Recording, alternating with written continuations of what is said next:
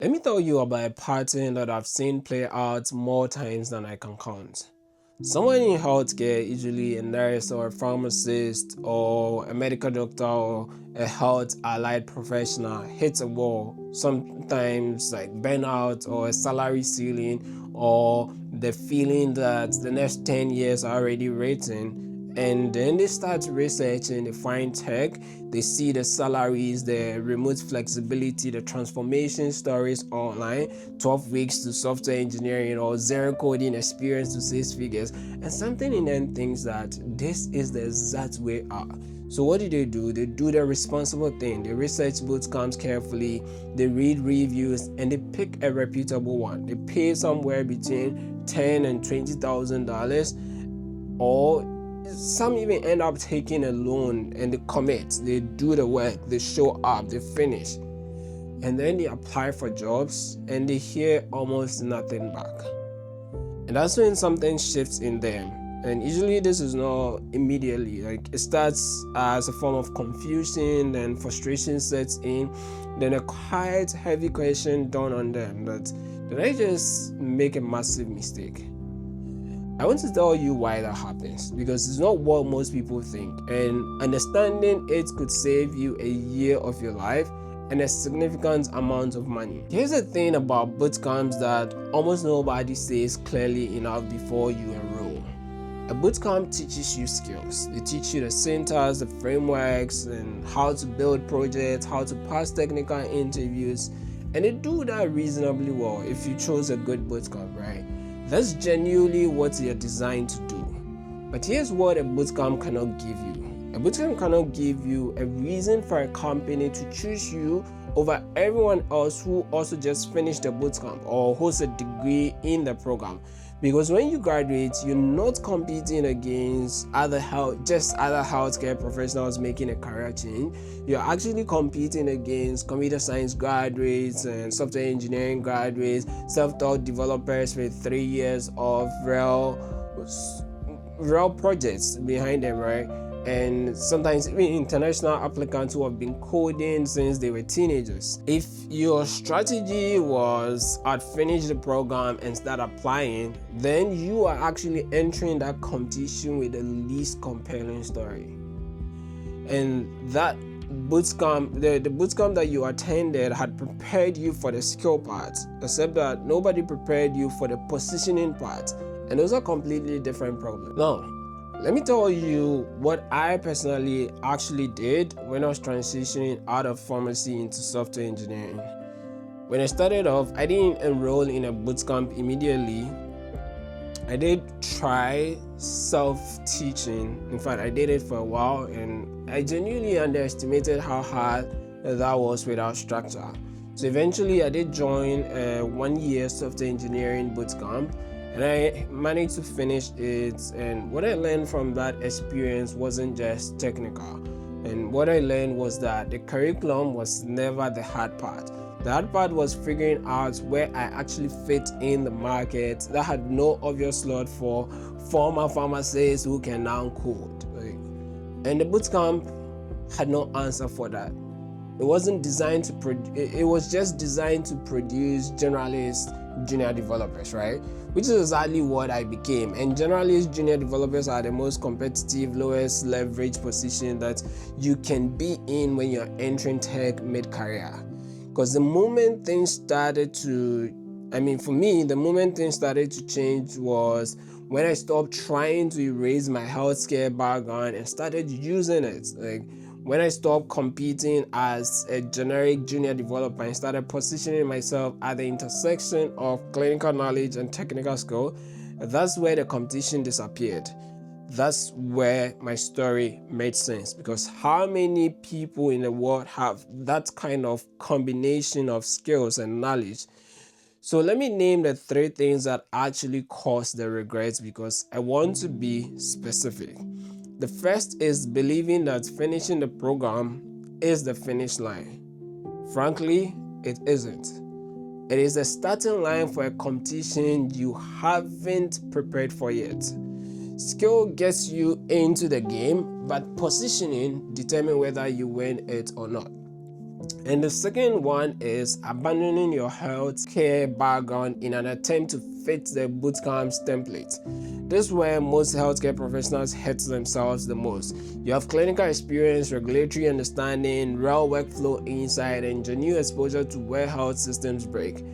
That's not baggage. That's a competitive advantage that almost nobody else in that job pool has, or just a few or a handful of people. And when you walk into tech as a generic junior developer, you throw all of it away. Bootcamps are designed to train for generalization because they're serving a broad market. But your transition doesn't require generalization, it requires specialization. And those are opposite strategies depending on what you are really going after. The third is having no narrative. Most people enroll, finish, apply to 100 jobs, then hear nothing, and then they watch their confidence erode. Not because they are incapable, but because they entered the market without a story that made sense, without a positioning angle, without proof projects aligned to a specific niche, and without a bridge between where they came from and where they're trying to go. Bootcamps teach their skill-based curriculum, but nobody teaches this part of positioning for someone with your background.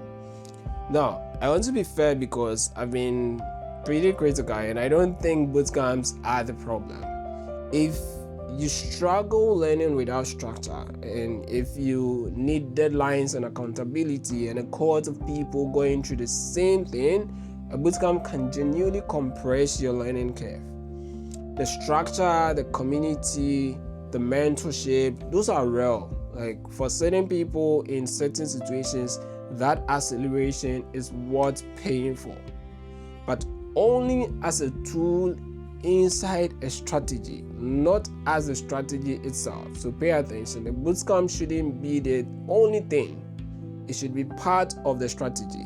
The question to ask before enrolling in anything is not, is this a good bootcamp? It's rather, where does my healthcare background give me an unfair advantage in tech, and does this bootcamp help me build toward that specifically? If you can answer that question, then a bootcamp might accelerate you significantly. But if you can't, a bootcamp will teach you skills that don't have a home yet. So you need to start building that home before you take on that bootcamp. Let me give you a clear way to think about where most people are when they make this decision. There's a person that I'll call the emotional escaper. They are already burnt out, frustrated, and they want out fast. So they see the bootcamp as an exit from something painful rather than an entrance into something specific. That's the highest regrets profile because the decision is driven by what they're running away from and not necessarily what they are building toward. Then there is the skill collector. This person takes courses, stacks certifications, they genuinely feels productive, but there is no coherent narrative connecting any of it and no real proof of value in a specific context. So still no job, moderate regret over time, right? And then there is the strategic builder.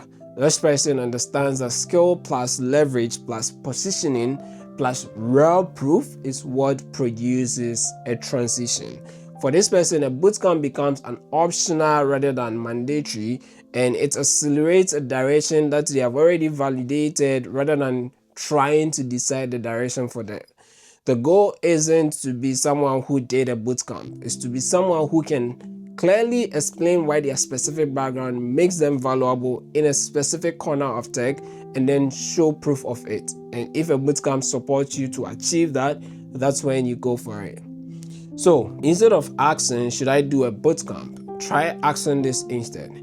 If I move into tech, where does my healthcare background create something close to an unfair advantage for me?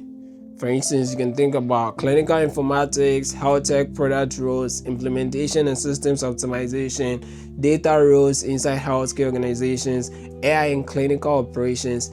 These are spaces where the fact that you've actually worked inside a system makes you more credible than someone who just learned to code. your competition shrinks dramatically, your story becomes coherent, and if you do a bootcamp, it plugs into a narrative that already makes sense. But you have to make sure that the bootcamp you're choosing to go to aligns with the role that you're aspiring for. And that's a completely different position to be in than healthcare professional who learn to code if you randomly did just a coding bootcamp.